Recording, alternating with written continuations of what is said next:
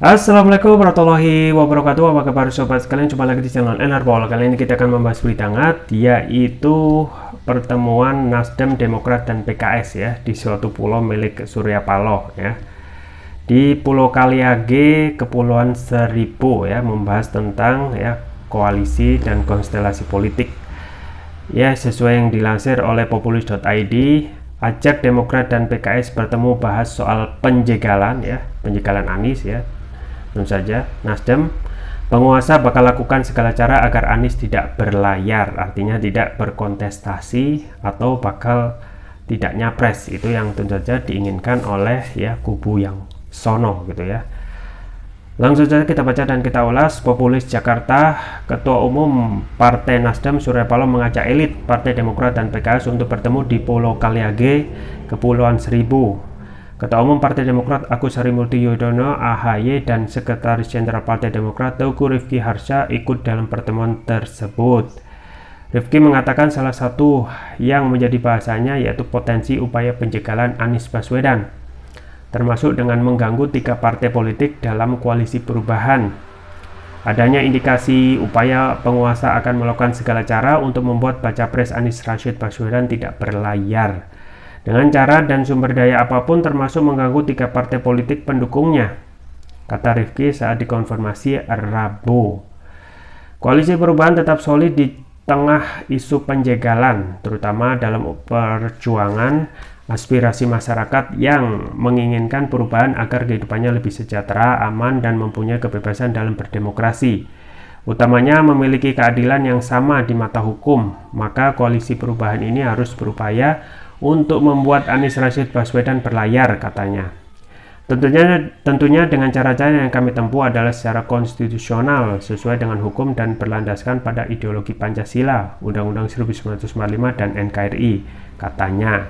Diketahui Anies Baswedan buka suara mengenai sikap Presiden Joko Widodo Jokowi yang akan cawe-cawe atau ikut campur demi kepentingan negara. Ia mengatakan ada kekhawatiran soal cawe-cawe tersebut berkaitan dengan kontestasi nasional 2024. Dari aspirasi yang disampaikan kepadanya, kekhawatiran cawe-cawe Jokowi tersebut dapat terkait dengan penjegalan, kriminalisasi, hingga tidak sportif dalam penyelenggaraan pemilu 2024. Jadi merespon pemberitaan yang mengungkapkan bahwa Presiden mengambil sikap untuk akan bersikap tidak netral dan akan cawe-cawe. Semenjak semalam sampai tadi siang kami banyak sekali menerima ungkapan aspirasi dan kekhawatiran, tutur Anies di Jalan Brawijaya, Jakarta Selatan, Selasa. Namun begitu, Anies berharap ungkapan kekhawatiran tersebut tidak terjadi. Kami berharap kekhawatiran yang tadi diungkapkan tidak benar. Itu adalah kekhawatiran saja. Dan kenyataannya pemilu tetap seperti semula, pilpres seperti semula, katanya. Setiap partai punya hak yang sama untuk mencalonkan, setiap caleg punya hak yang sama untuk berkampanye dan mendapatkan perlakuan yang sama. Begitu juga setiap capres memiliki hak yang sama.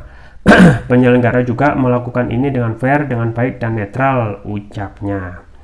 Ya, itu ya sobat sekalian terkait dengan upaya yang tidak sehat ya untuk menjegal ya koalisi Anies ya. Termasuk juga bagaimana Anies itu kalau nggak nyapres yang senang ya kubu ya lawan Anies gitu ya, kontra Anies, yang kontra Anies. Dan ini juga diperparah dengan penegasan dari Presiden Jokowi tentang cawe-cawe ya, yang ini sudah sangat kontroversi dan menimbulkan kekhawatiran publik yang harusnya pemilu ya ke depan ini disambut oleh mereka itu dengan sukacita, malah kekhawatiran terbesar adalah ikut cawe-cawenya Presiden Jokowi ya, dengan berbagai alasan ya untuk kepentingan negara, misalnya bangsa dan negara ya. Ini justru akan menambah tentu saja beban pikiran dan juga potensi ketidaknetralan pemerintah, dalam ini Presiden Jokowi, dalam menapak Pilpres 2024 ya.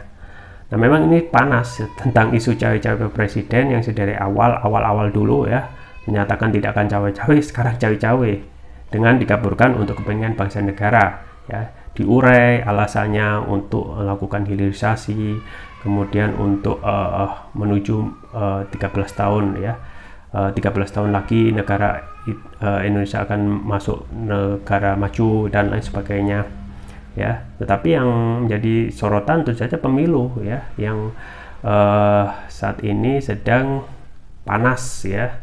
Ada dugaan ataupun indikasi kuat cawe-cawenya pemerintah ini dalam pemilu untuk memenangkan satu capres keinginan kekuasaan ya. Jadi ini tentu saja akan mempengaruhi gitu ya perasaan publik dan juga kenetralan yang harusnya dijaga oleh presiden ya, harusnya ya, karena ini sudah semakin panas dan supaya tidak tambah lagi membara ya, isu cawe-cawe ini harus dihentikan dengan state pemerintah atau Presiden Jokowi juga, bahwasanya presiden ya tidak akan campur tangan terhadap urusan partai-partai ya, dan akan menyelenggarakan pemilu ya secara netral, jujur dan adil ya. Baru ya terus disampaikan untuk meredam terkait isu panas cawe-cawe Presiden Jokowi dalam Pilpres yang akan memunculkan ketidaknetralan ya. Dan juga yang paling penting juga adalah tindakannya juga harus sama sesuai yang disampaikan ya, tidak lagi mengumpulkan relawan ya, juga tidak lagi mengumpulkan partai politik, ketum partainya untuk bicara tentang Pilpres, mengendorse dan lain sebagainya, yang itu sama saja ya, tidak sesuai dengan apa yang di statementkan ya. Kita tunggu saja ke depan tentang konstelasi yang begitu panas ini yang akan semakin membara jelang ya pendaftaran baca pres untuk kontestasi Pilpres 2024. Itu saja yang bisa saya sampaikan, semoga bermanfaat. Jangan lupa like, share dan subscribe. Sampai jumpa lagi. Wassalamualaikum warahmatullahi wabarakatuh.